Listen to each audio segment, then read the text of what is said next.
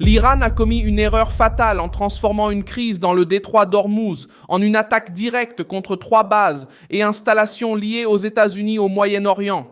Ce mercredi 10 juin 2026, la garde révolutionnaire iranienne a déclaré avoir lancé des missiles et des drones contre des positions américaines à Bahreïn, en Jordanie et au Koweït.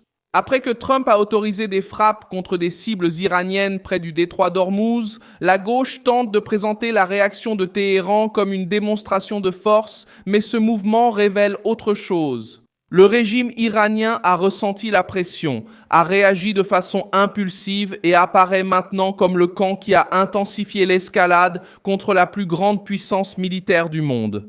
Pendant que des missiles étaient interceptés, que des sirènes retentissaient dans le golfe Persique et que la garde révolutionnaire tentait de transformer la riposte en propagande, c'est là que le piège se retourne contre l'Iran lui-même. Le régime a attaqué et a montré sa fragilité, a essayé d'intimider, mais a laissé la porte ouverte à Donald Trump pour resserrer encore plus l'étau. Qu'a fait l'Iran en attaquant des bases américaines ? Pourquoi Donald Trump n'est-il pas tombé dans le piège de la panique? Comment cette réaction pourrait empirer la situation pour Téhéran? Je vais t'expliquer. Si tu aimes ce genre de contenu direct et sans détour, pense à t'abonner car ici, il y a des vidéos comme ça tous les jours. La crise a commencé après la chute de l'hélicoptère américain.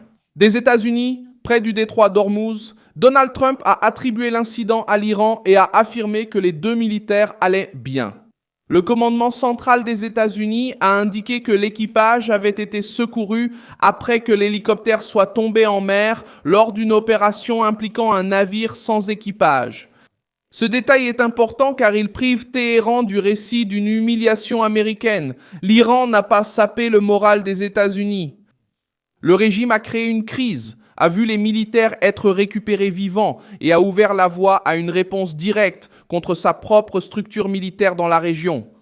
La réponse américaine a frappé des cibles iraniennes liées à la défense aérienne, au contrôle au sol et au radar de surveillance près du détroit d'Ormuz. L'objectif était de réduire la capacité de l'Iran à menacer les forces américaines, les aéronefs et les routes maritimes dans l'une des zones les plus sensibles du monde. Donald Trump a autorisé une action forte, mais sans présenter une guerre totale comme un spectacle. Cette différence est décisive. Donald Trump a agi selon une logique de dissuasion, frapper là où ça fait mal, limiter l'action, garder le contrôle politique et laisser l'ennemi prendre le risque de la prochaine escalade. La garde révolutionnaire a répondu en disant qu'elle avait attaqué sur 3 fronts, Bahreïn, Jordanie et Koweït. Au Bahreïn, la cible symbolique est encore plus lourde car la nation abrite le quartier général de la 5e flotte de la marine américaine dans la région. En Jordanie, l'Iran a affirmé avoir visé la base d'Al-Azaq, y compris les hangars des chasseurs F-35 et le centre de commandement. Au Koweït, les défenses locales ont signalé l'interception de cibles aériennes hostiles. Le choix même des cibles montre que Téhéran voulait envoyer un message régional, mais cela montre aussi l'ampleur du risque qu'il a pris. Bahreïn, la cible symbolique était la caserne des États-Unis. À Bahreïn, la caserne de Jordanie était aussi une cible symbolique. Les cibles à Bahreïn étaient symboliques, a-t-il affirmé. Bahreïn, le QG de la 5e flotte, cible symbolique majeure, a été attaqué ainsi que la nation par des frappes aériennes. Téhéran cherchait une cible encore plus marquante, mais ce QG représentait déjà un message fort contre les hostilités. Le quartier général lui-même était une cible symbolique. Le quartier général des États-Unis était une cible symbolique dans la région. À Bahreïn, le quartier général symbolique a affirmé avoir été visé par des frappes aériennes hostiles. La Jordanie a également déclaré avoir abattu 5 missiles lancés depuis l'Iran contre Al-Azaq, les débris étant tombés sans faire de blessés ni de dégâts. Cette partie change le poids du récit. L'Iran a tenté de mettre en avant l'impact, mais la réponse défensive a montré que la région était préparée. Lorsque l'attaque annoncée comme majeure se termine entourée d'interceptions, de communiqués défensifs et de l'absence de pertes américaines confirmées, la propagande de force perd de son élan. L'Iran tente de parler en vainqueur, mais agit comme quelqu'un qui est encerclé. Le chancelier Abbas Araghchi a publié qu'aucune menace ou attaque ne resterait sans réponse et a ordonné aux forces étrangères de quitter la région.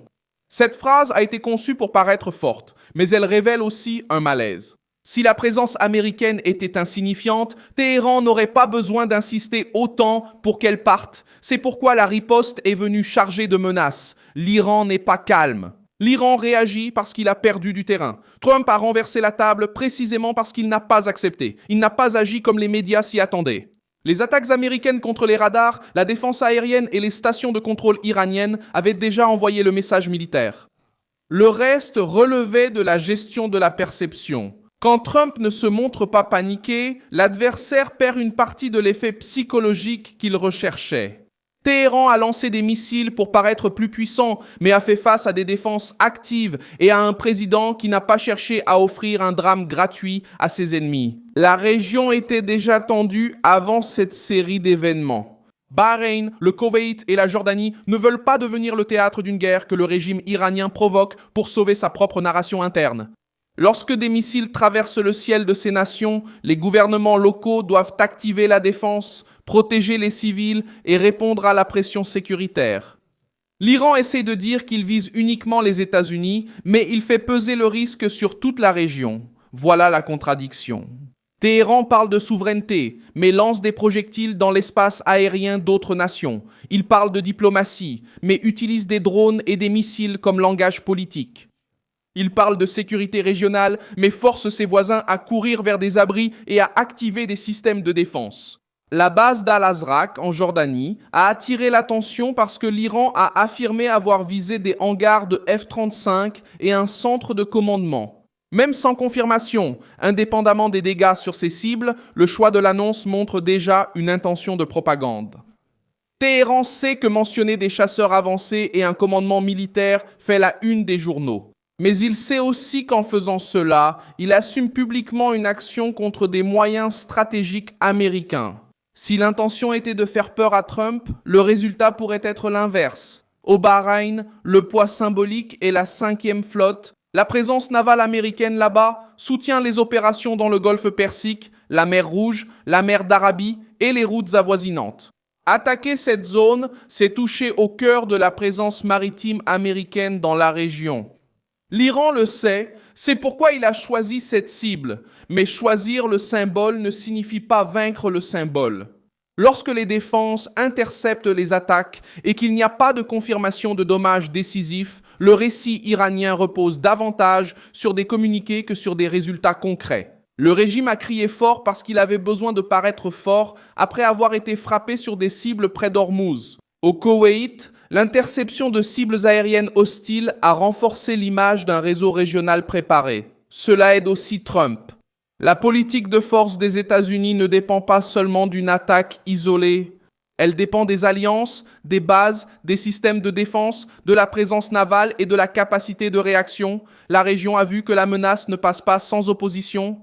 Elle a vu qu'il y a une réaction. Elle a vu qu'il y a un coup. L'historique de l'Iran aide à comprendre pourquoi cette attaque était une erreur. La garde révolutionnaire a toujours travaillé avec une pression indirecte, des milices, des groupes par procuration, des menaces en mer. Le régime préfère opérer dans la zone grise, en poussant des alliés et des groupes armés, pour garder une distance formelle d'une guerre directe. Cette fois, en lançant des attaques contre des bases américaines dans 3 nations, Téhéran est sorti de la zone grise et a mis sa signature au centre de la crise. Cette signature peut plaire à la propagande interne pendant quelques heures, mais elle a un prix par la suite. Plus le régime assume la paternité, plus il devient difficile de nier la responsabilité si l'escalade s'aggrave. Le parallèle avec d'autres crises montre comment les régimes acculés ont tendance à se tromper lorsqu'ils confondent provocation et force. La Russie a essayé de transformer. La pression militaire en intimidation permanente contre l'Ukraine a fini par pousser l'Europe à augmenter ses dépenses de défense et à renforcer son unité militaire. La Chine exerce une pression dans l'Indo-Pacifique, mais chaque mouvement agressif accélère la formation d'alliances d'endiguement autour d'elle. Alors que Téhéran tire sur des bases américaines et parle de réponses décisives, ses alliés régionaux subissent également des pressions. Cela laisse le régime doublement exposé. Il doit montrer sa force à sa base interne, mais il doit éviter une guerre qui pourrait détruire davantage de structures militaires. Trump perçoit cette contradiction et agit brutalement en s'appuyant dessus. Je suis Milson Alves, Global, et mon objectif est de vous tenir bien informé avec la vérité chaque jour. Les liens des actualités se trouvent dans la description de la vidéo. Likez la vidéo, abonnez-vous à la chaîne et consultez les commentaires pour rester engagé avec la communauté Milson Alves.